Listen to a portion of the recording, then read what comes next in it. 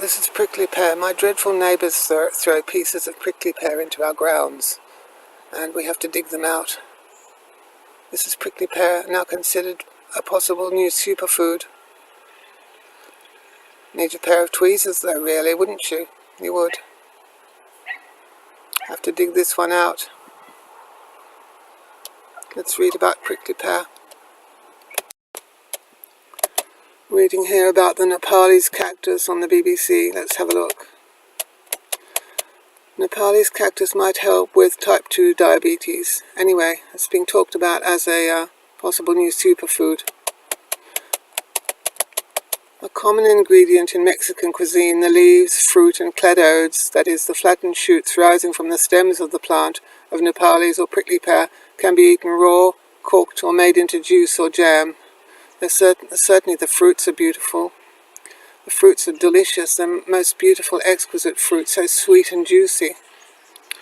And yes, they're talking about the stems as the flattened shoots as edible, and the fruits. It's easy to grow in Central and South America, Australia and even Europe. Yes, we had a prickly pear plague. That's a tongue twister. We had a prickly pear plague last century, didn't we? Early last century.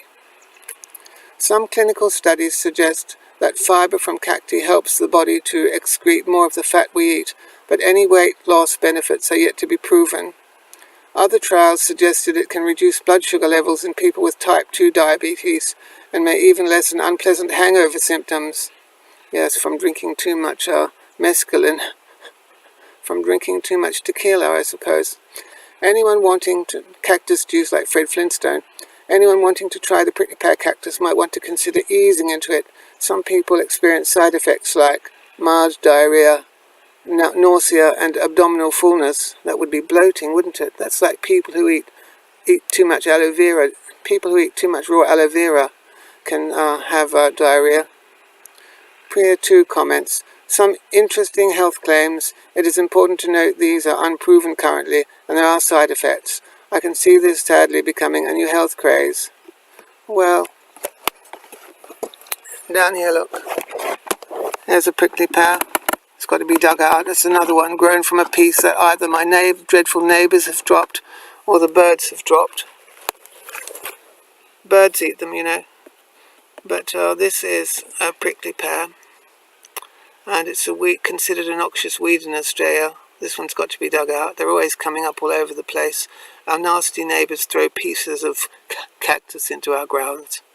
But these pads are edible, though the lower ones are always tough and woody. But if you get the young tender pads, they're eaten in. You can go to if you go to the Mexican part of the supermarket. Like El Paso sell cactus greens. You can buy canned cactus greens. They're a green vegetable. They're very nice. And also prickly pear have fruits on them. They're such delicious fruits. You need a pair of barbecue tongs and welding gloves to pick them, but and a pair of tweezers, of course. But if you peel them carefully by holding them over a gas flame to burn all the thorns off, then peel the skin off carefully. The fruits are so delicious. They really are. They're so delicious. Beautiful purple fruits.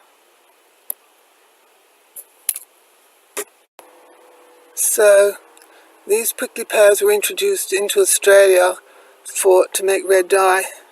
These prickly pears were used as food for the cochineal bug, the cochineal or cochineal if you like, the cochineal bug, to make red dye for soldiers' uniforms.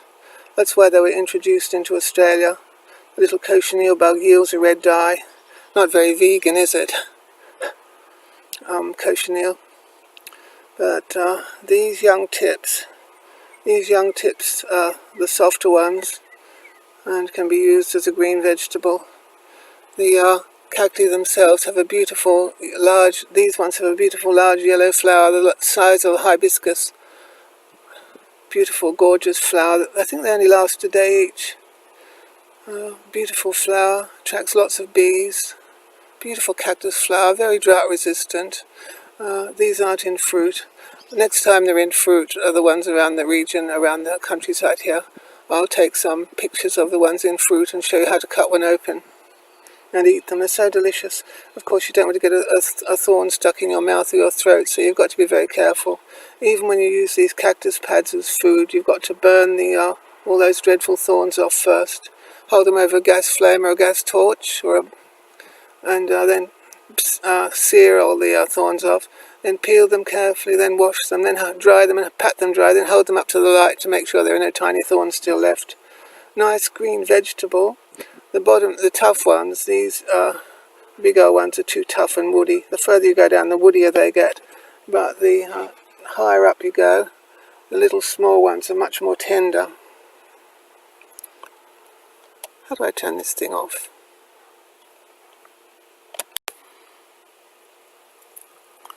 This one just tears a little tender young one, just right for cooking as a green vegetable. They're a bit like peas, they're a little bit gluggy-ish like okra. They're quite nice. I don't bother with them because I hate getting thorns and pulling out thorns, and they're very annoying if you get thorns in your fingers. Horrible.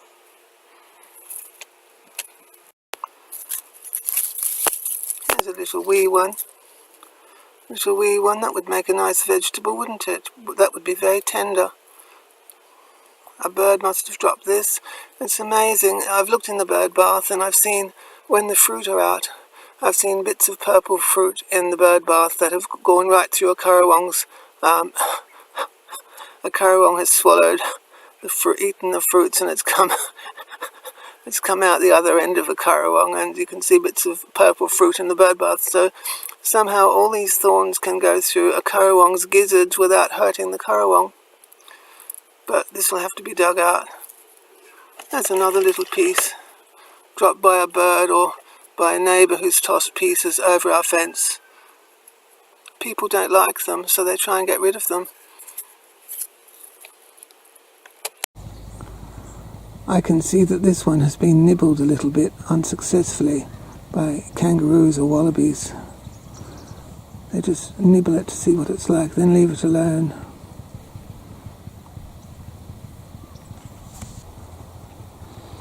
Look at that one way over there. About half an hour's drive from here, you can see these beautiful ones that have orange flowers. That one there has yellow flowers and purple fruit. But there's a type that grows about 20 miles away. It has huge orange flowers and orange reddish fruit. You see those the ones with orange fruit sometimes in the greengrocers in Sydney.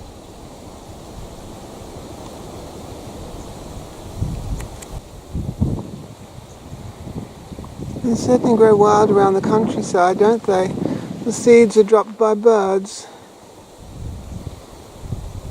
And of course, a whole new cactus can spring up just from a piece of pad. Good to know that they're a good survival food anyway. Good to know the fruits and pads are edible as bush tucker.